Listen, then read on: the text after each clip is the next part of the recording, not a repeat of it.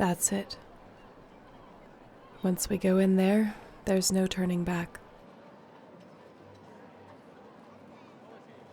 Right, a plan.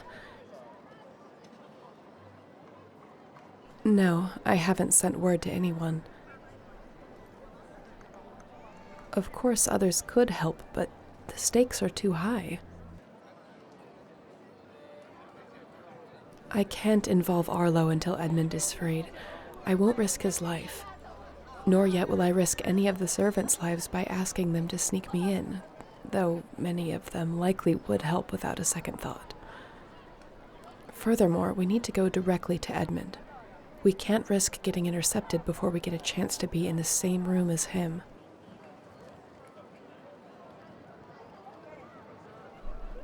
You want to just walk in the front door? I can't do that, Lionheart. There's a ward against glamours over the whole palace and its grounds, and everyone here knows my face. What do you mean that's the point? You want to turn me in to get close to Edmund? No, I know it would be a ruse, but it actually might work. That's about as strong a bartering chip as you'll ever get if you're asking for a private audience with the king. Even then, I expect Nigel will be there. We need to have a plan, though. I need to be in chains if this is going to be convincing. And I should give you the pendant. Whatever else happens, Edmund must be freed from the spell. He'll remember everything from his time in thrall, including Nigel putting him there. Precisely. He'll have his guards handle Nigel once the hold on his mind is released. If you were to walk me in as your prisoner, then you could ask to be announced and insist on a private audience as part of your payment. They won't deny you that, not with the price on my head. You could walk me into the throne room with the appearance of me being bound, and then when we get close enough, you can release me and shatter the pendant. We'll work together to keep everyone clear of Edmund until he has a moment to recover. I appreciate the offer, but if at all possible, I'd like to avoid using your blade. While I know beyond a shadow of a doubt that you'd be able to protect us both, I don't want to hurt any of the guards. They're good people, just doing their jobs, and Nigel would throw 100 of them onto your blade before facing you himself. We'll use magic. I've been reserving my energy for this. Do you recall the spell I used to stun those bandits? I plan to use it to subdue anyone who gets in my way.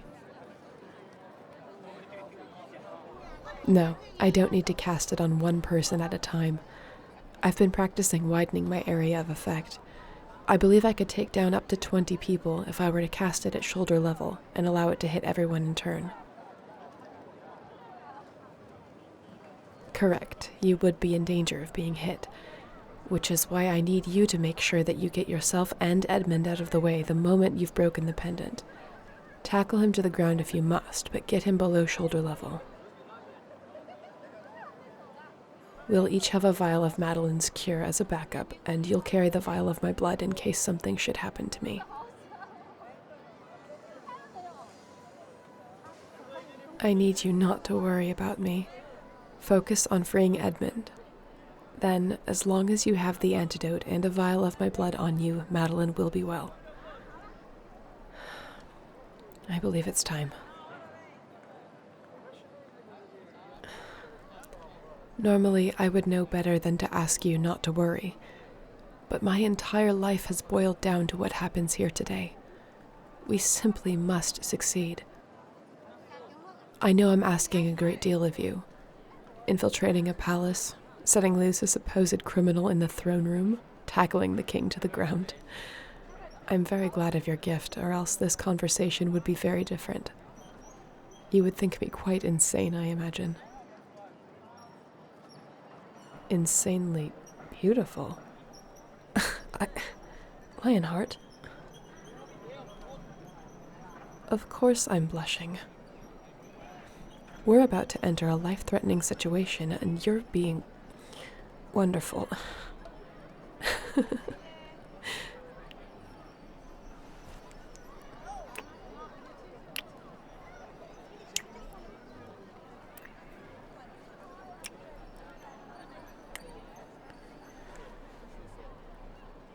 Lionheart, whatever happens, I want you to know that I care for you deeply. I know you already know this, but it bears saying aloud. And if the worst should happen, just know that you've been one of the best things to happen to me.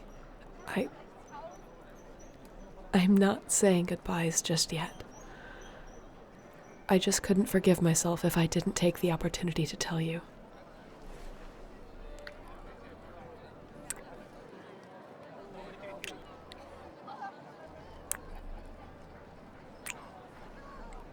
Whatever happens, I'm grateful for you. Let's go save the kingdom.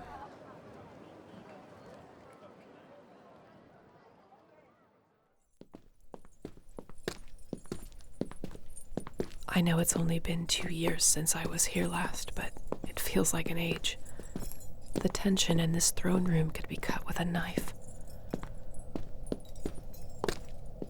That's Edmund there on the throne. He looks like he hasn't slept in weeks. Ugh, I knew Nigel would likely be here, and yet I was holding on to a tiny shred of hope that he might be away on business. No matter.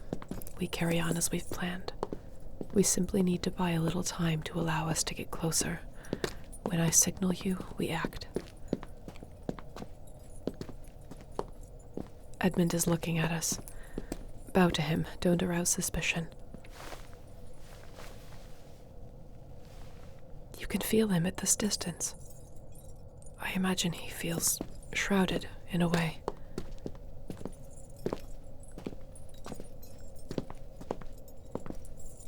You can still feel wisps of emotion. What is he feeling? Relieved. And now terrified. Oh, gods help us. Please, sellsword, approach us. I'm given to understand you've accomplished a monumental task. So, you've brought me my daughter's would-be murderer. Don't worry. You'll get your reward. Guinevere. It's been a long time. I thought I'd never get the chance to pay you back for what you did to my daughter.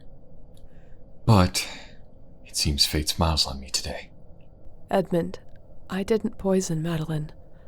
You will address me as Your Majesty. And if you didn't poison her, why did you run? I ran away because you ordered me dead.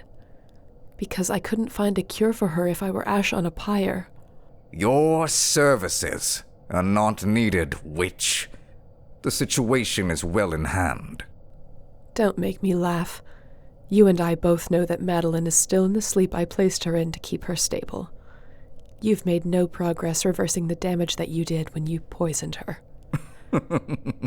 Trying to pin the blame on someone else, I see. I can still feel it, Nigel. I feel a bond to the blood I used to hold the spell in place, and you haven't been able to breach it. Yes, everyone in the kingdom is well aware of your dealings in blood magic, but the princess's health is no longer your concern. At least, not since you tried to murder her out of pure jealousy. Jealousy? You cannot be serious. The Duke told me everything.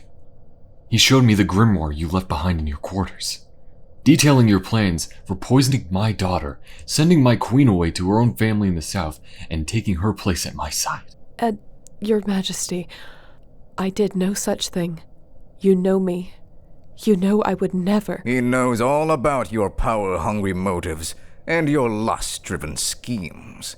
And even if he had doubts after reading the writings you left behind, the proof is lying in the eastern wing of the palace. The sweet princess, the future of our kingdom.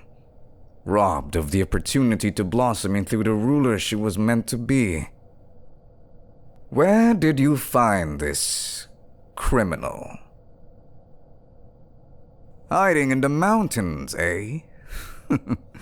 Skulking in the shadows like a rat. Developing a cure for Madeline. And what do you have to show for that time? You still ended up here in chains. I succeeded. I swear to you, I can restore her life to her. You have a cure for my daughter? Yes, Your Majesty. I have it on my person as we speak. Of course, it will be assessed first, Your Majesty, to ensure that it is not some devious trick.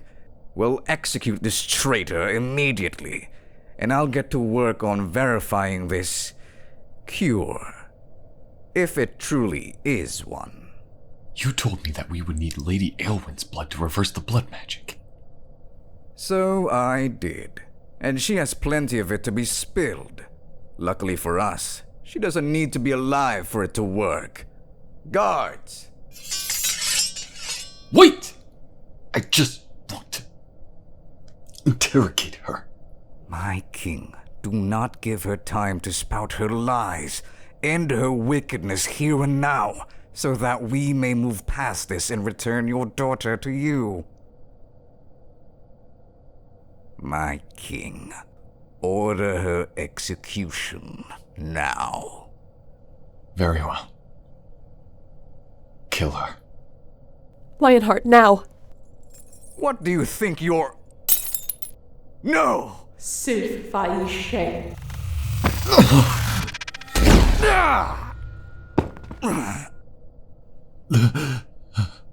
Edmund.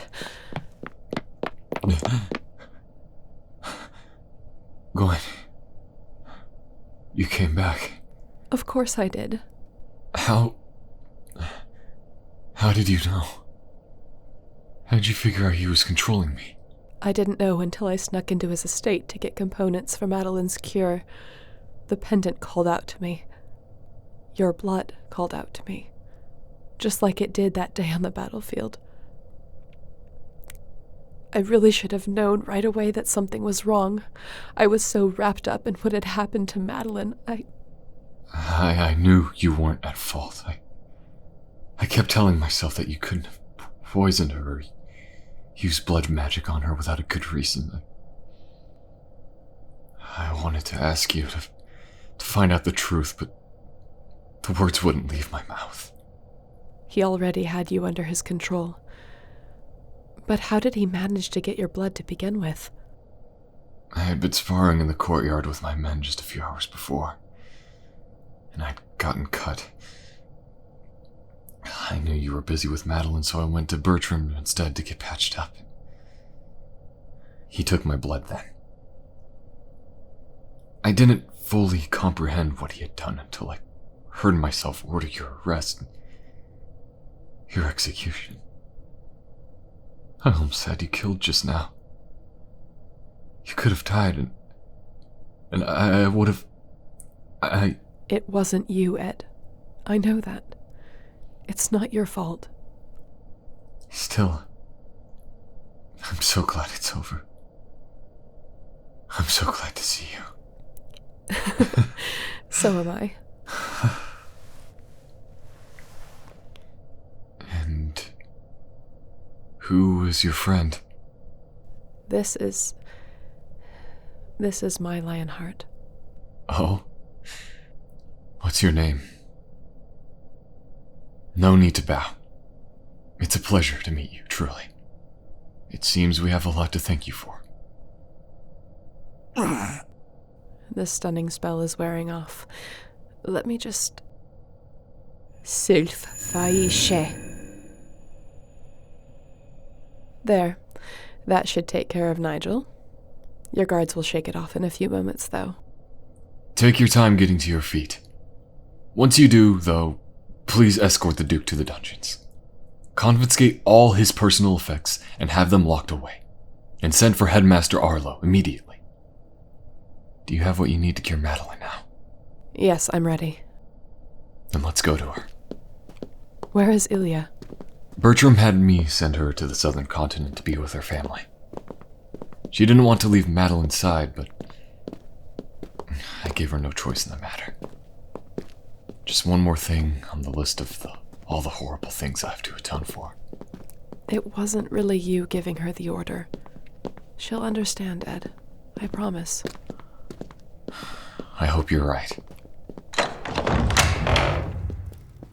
There she is. My little girl. Lionheart, your knife, please.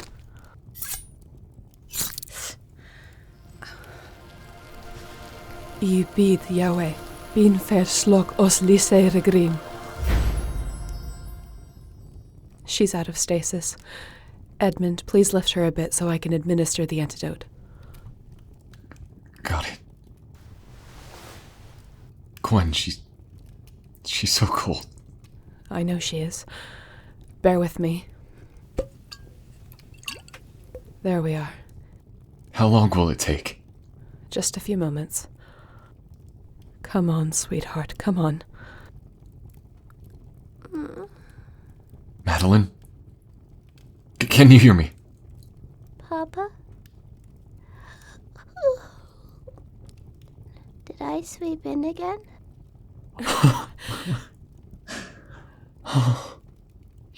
You could say that. I missed you. It's done. The nightmare's finally over. It's finally over. Thanks to you. Both of you. Yes, I'm all right. I'm just very exhausted all of a sudden. I believe I could sleep for a week.